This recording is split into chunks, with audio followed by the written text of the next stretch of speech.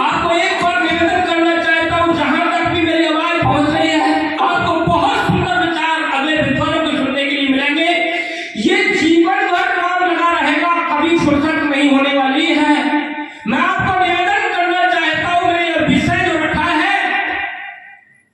जितने भी दुनिया के मत मतांतर मजहब संप्रदाय हैं, उनके जो बच्चे हैं उनको 5 साल के बच्चों को टोपी लगाने में कोई ऐतराज नहीं है, ऊंची पजामी पहनने में उन्हें कोई ऐतराज नहीं है। हमारे युवाओं को चोटी रखाने में ऐतराज है, लंगोटी बहुत बड़ी बात है।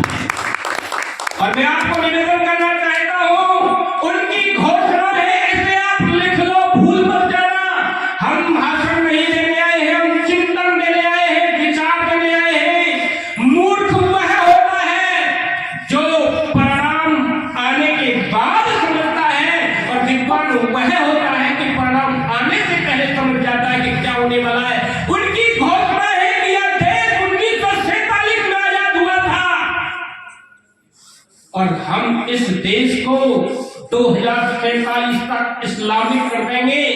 उनके पास योजनाएं हैं, हमारी क्या योजना है कि हम दो हमारे दो, और वो कह रहे हैं हम दो हमारे 10 से भी काम नहीं चल रहा, हम दो हमारे 100।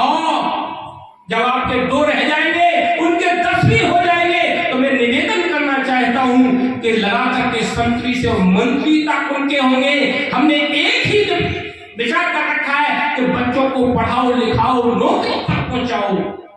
आप कितनी बड़ी नौकरी पहुंचा देंगे, आप डीएम एसडीएम बना देंगे, लाख उनके मंत्री बनेंगे, और जैसे मंत्री कहेंगे वैसे डीएम एसडीएम को भी करना पड़ेगा।